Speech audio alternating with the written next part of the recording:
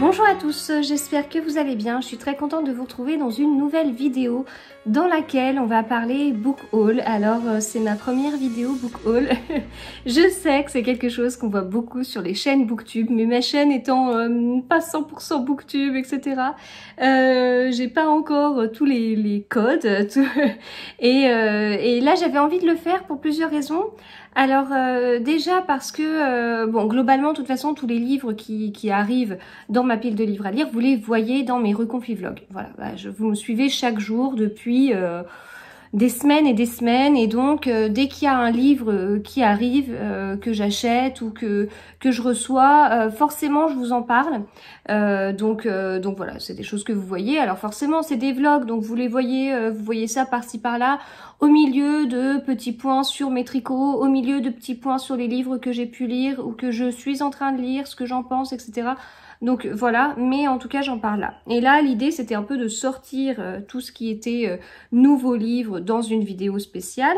Et c'est quelque chose que je peux faire aussi grâce à mon petit carnet. Un petit carnet que j'avais eu par livre de poche lors de la sortie de l'avant-dernier livre de Guillaume Musso. Et ce carnet, il est magnifique. Ça vient de chez Le Papier Fait de la Résistance. Et voilà, donc il est tout doux, il est tout beau. Et il n'attendait que le fait que il attendait que le fait que je m'y mette, quoi. Donc voilà. Donc je vous avais un petit peu montré comment j'avais commencé ce carnet. Alors, bon, tout ce qui est suivi de livres que j'ai pu lire, tout ça c'est sur Babelio. Tout ce qui est prévision de livres à lire, j'ai un petit fichier Excel. Tout ce qui est pile de livres à lire, c'est dans un fichier Excel. Dès que je lis un livre, je le mets sur Babelio avec la date exacte du début, la date exacte de la fin. Toutes les citations sont sur Babelio. Sur Babelio, je peux, en plus c'est bien fait parce que il y a le découpage mois par mois, il y a un petit graphique selon si on regarde sur l'appli ou sur l'ordinateur. Enfin voilà. J'utilise aussi Livre Addict pour pouvoir suivre au fur et à mesure mon avancement dans le livre parce qu'il y a une petite barre de progression en fonction du nombre de pages lues. Voilà, donc voilà ce que j'utilise. Et donc le carnet vient en plus de tout ça pour indiquer, enfin dedans j'écris les livres que j'ai reçus. Alors alors quand je dis reçu, c'est reçu ou acheté, enfin les livres que j'ai reçus en service presse ou que j'ai acheté. J'avais déjà vu Stéphanie de Pikitty faire ça avec notamment une petite vidéo dédiée où elle faisait le point sur ce qu'elle avait reçu et puis après elle expliquait le rapport entre ce qu'elle a reçu, ce qu'elle a acheté, ce qu'elle a lu et tout, et je trouvais que c'était hyper intéressant, mais j'avais pas encore décidé de sauter le pas. Et puis j'ai vu le carnet de Cécilia Cherry Blossom sur Instagram qui m'a vraiment bien tentée, et c'est comme ça par contre que là j'ai sauté le pas parce que ça correspondait à une question que je me posais. Je souhaite sur cette année 2021 mieux maîtriser ma palle, enfin en tout cas c'était mon souhait au 31 décembre 2020. 4 mois après, je me rends compte que oui, ma palle, elle vit sa vie. C'est un enfant au fort caractère qu'il est difficile de faire rentrer dans le cadre, dans le moule, et donc je lui laisse davantage de liberté, je lui laisse la place de s'exprimer. C'est vraiment le cas de le dire, hein, je lui laisse de la place, je lui laisse vraiment de la place dans mes bibliothèques. Et donc, du coup, j'ai un meilleur rapport à ma pile de livres à lire. Mais quand même, plutôt que de me dire, mince, j'ai commencé l'année à 50 livres, au 30 avril, j'en avais 75, qu'est-ce qui s'est passé, etc. En fait, ce qui s'est passé, je vais l'écrire. Voilà, donc j'écris chaque mois ce que je reçois en service presse et ce que j'achète. J'ai commencé à partir de début avril, et à partir du moment où j'ai commencé, pendant 2 semaines, je n'ai rien reçu. C'était hyper bizarre parce que d'habitude, ça se passe pas comme ça. Et même pour vous dire que là, au mois de mai, il n'y a pas eu beaucoup de jours encore au mois de mai, j'ai déjà reçu des livres en service presse. Donc je sais pas, c'était très curieux, donc je me disais, mince quand même, je suis prête à écrire là, j'ai préparé mon beau carnet, mon beau crayon, que je fais quoi? Et voilà, puis bon, au final, j'en ai reçu plutôt sur la deuxième quinzaine du coup. Mais c'est intéressant de se dire, bah voilà, au final j'ai reçu ça, c'est mesurable, c'est mesuré, du coup même. Ce sont des faits, ce sont des chiffres, c'est pas une impression. Moi qui peux avoir l'impression que ma palle explose, bon bah voilà, concrètement, on va voir comment ça se passe, combien de livres j'ai reçus.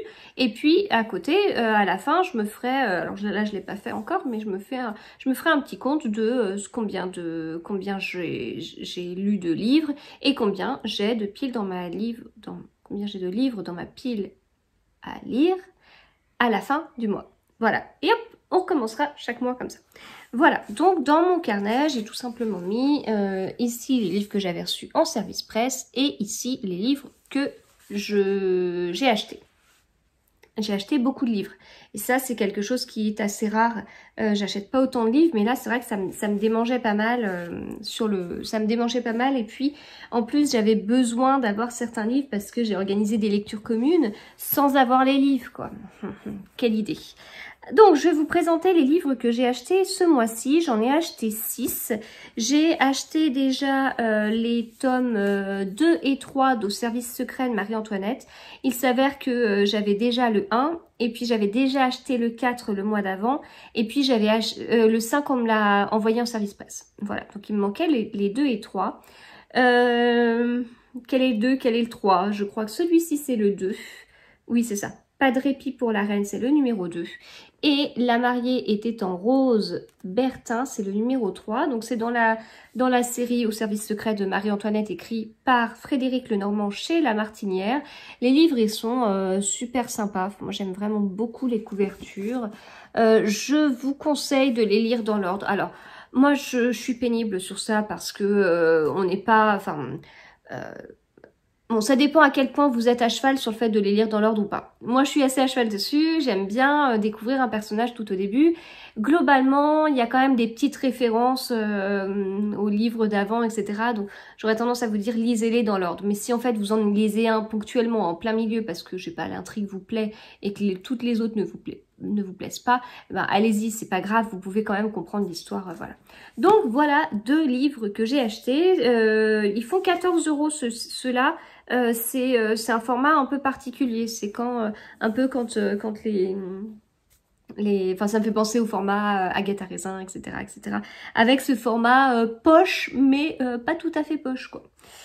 J'ai également acheté, alors je crois que je vais vous les présenter 2 par 2, ces 2 livres qui sont tous les 2 chez Pocket, qui sont tous les 2 très fins. Et ils sont pas de la même catégorie, celui-là c'est catégorie 5, celui-ci c'est catégorie 6.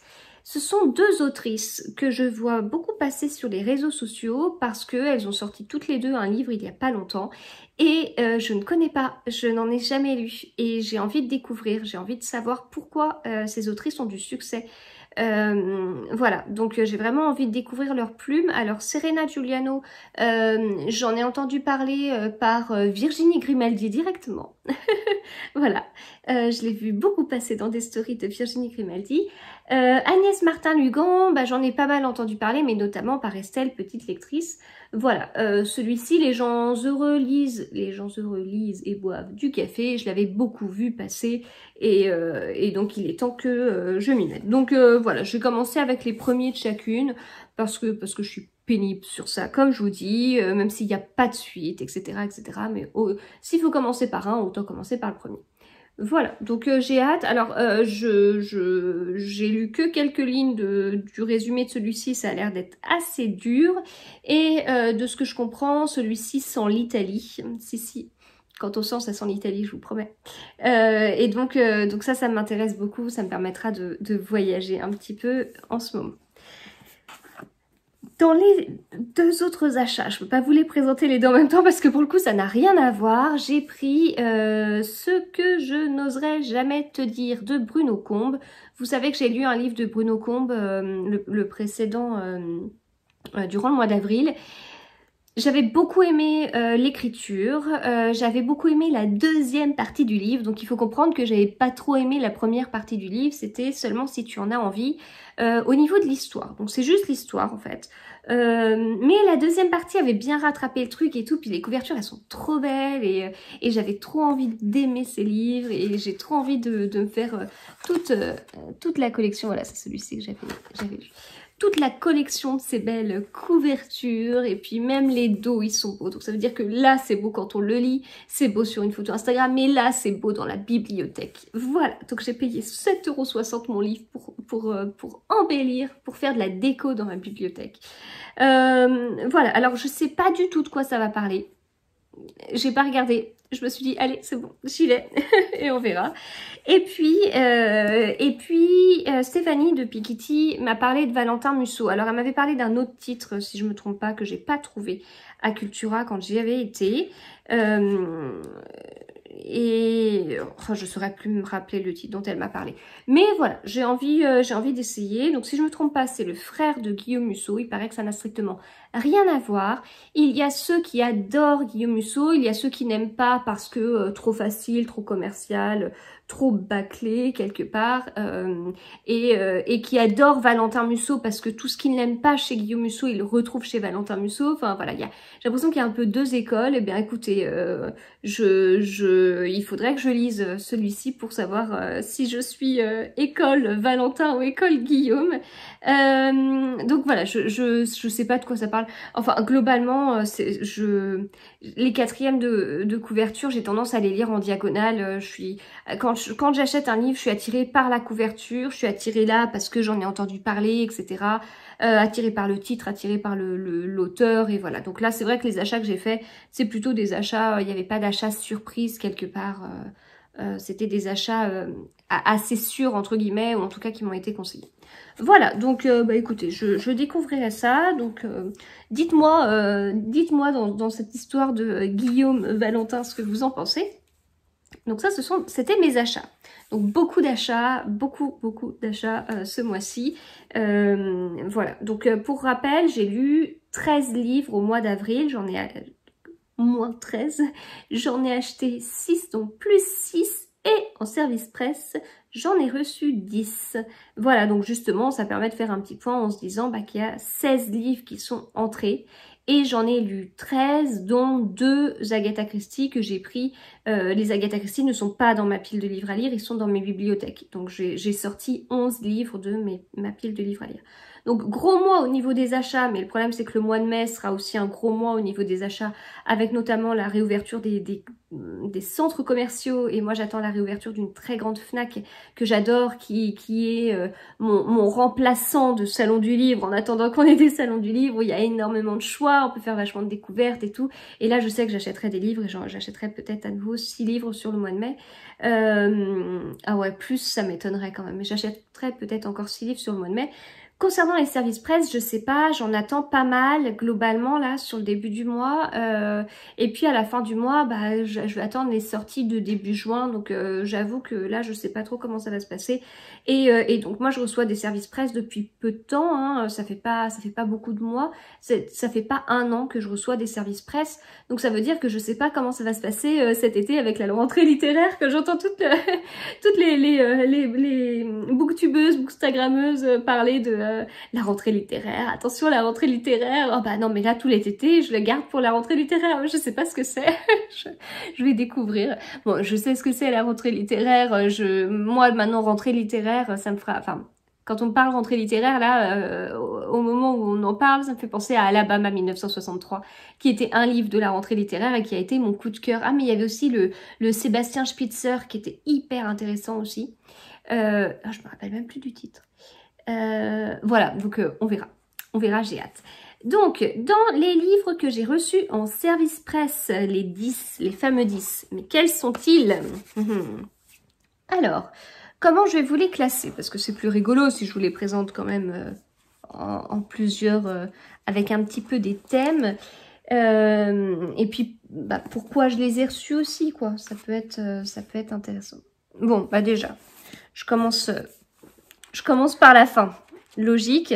Je commence avec des livres que j'ai reçus, alors c'est pas les derniers, quasiment les derniers que j'ai reçus, c'est les services presse de chez Albin Michel pour les sorties de fin avril, début mai, donc le dernier mercredi d'avril sont sortis ces 2 livres, le Bureau des affaires occultes d'Éric Foissier et Ce que les étoiles doivent à la nuit d'Anne-Gaëlle Huon. Vous avez pu suivre dans mes vlogs parce que je les ai lus.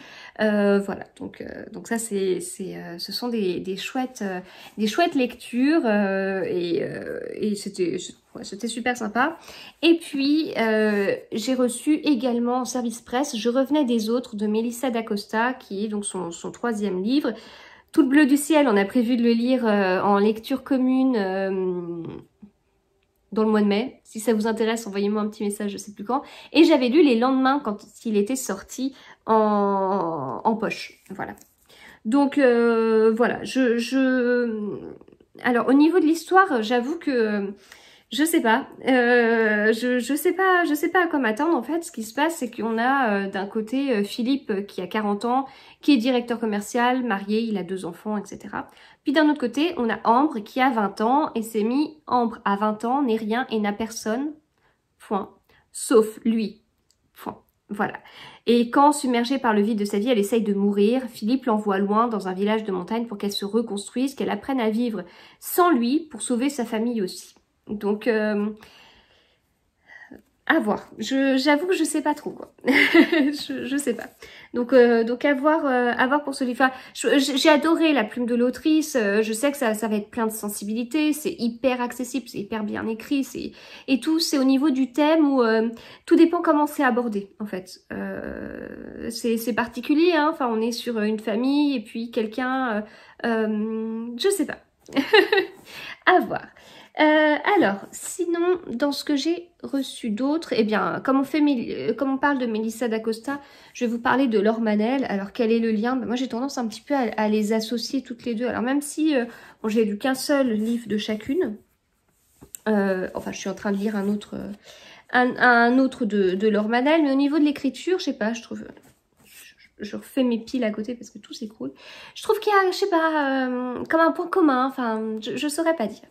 Donc, Le sourire des fées, c'est la suite de La mélancolie du kangourou. Je l'ai reçu en service presse de chez Michel Lafon comme premier livre d'un partenariat avec eux. Donc voilà, alors il vient de sortir en livre de poche.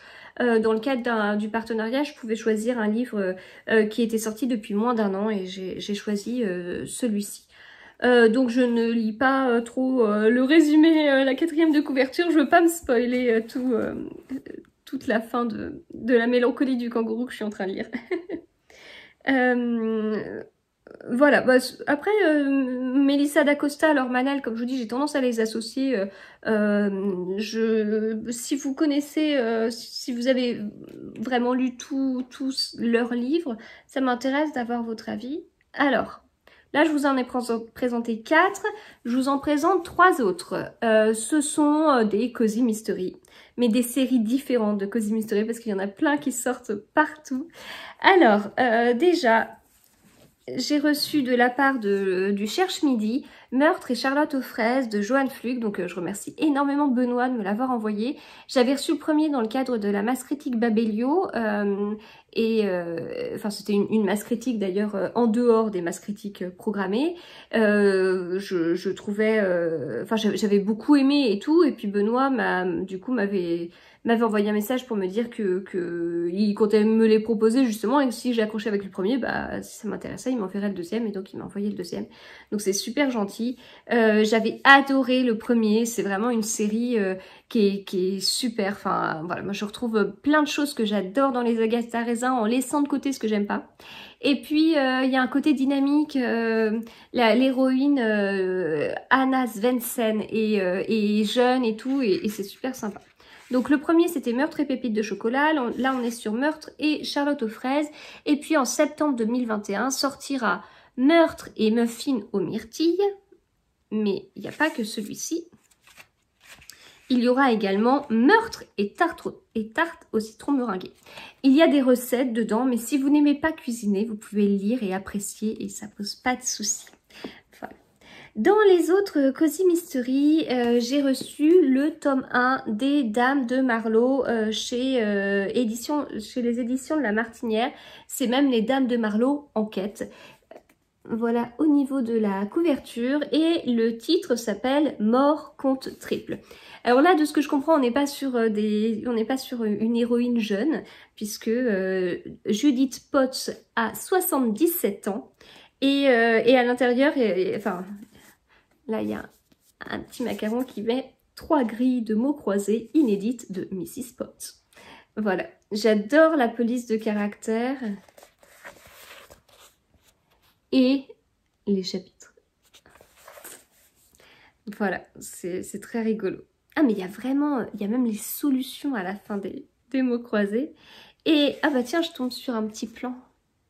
Enfin, c'est tellement ce que j'aime au niveau ouais, graphisme et puis vous voyez, ça plonge direct dans un univers.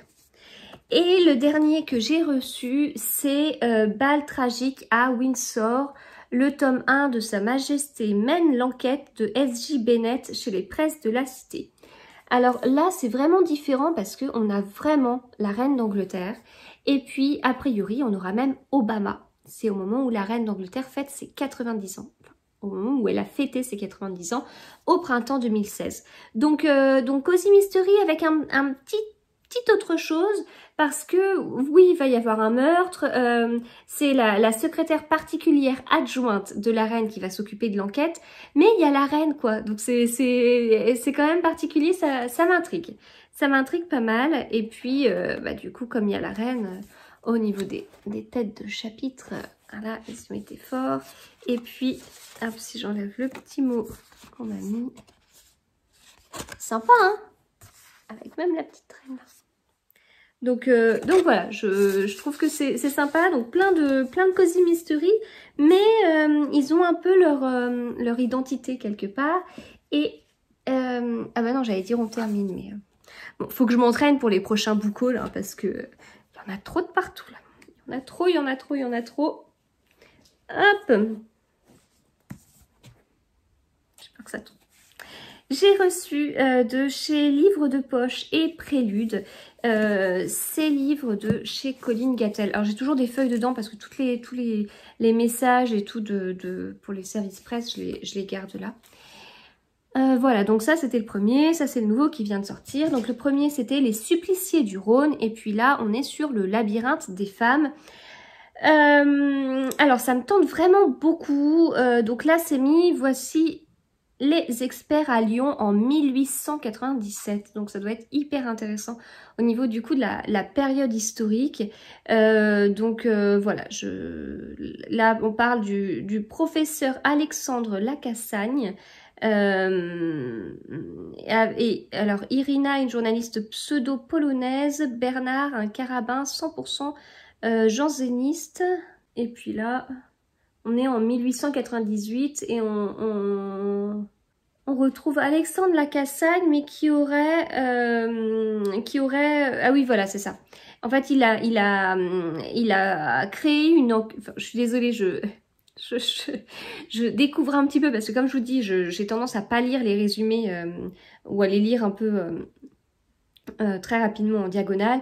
Donc en fait, le professeur Alexandre Lacassagne, il a fait une équipe, il a constitué une équipe avec à la tête Félicien Perrier qui est un de ses étudiants.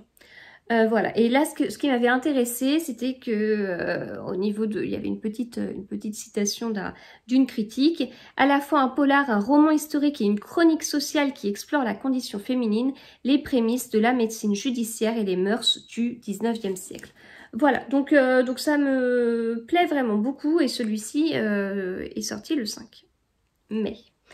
Voilà, donc j'ai bien envie d'en lire davantage. Et enfin, celui-ci, j'arrive pas à ouvrir le nœud parce que une fois que je l'aurai ouvert, je pourrai plus le refaire. Donc tant que je le lis pas, je le laisse comme ça. Ce qui est très bizarre dans ma pile de livres à lire. La petite conformiste d'Ingrid Seyman. Alors là, on est sur un style totalement différent de ce que je peux lire. A priori, il y a beaucoup d'humour, mais en tout cas, ce qui m'avait fait un peu rire, c'est au niveau des premières phrases, c'est mis « Esther est une enfant de droite, née par hasard dans une famille de gauche ». à Marseille, au mi-temps des années 70. Chez elle, tout le monde sauf elle est excentrique.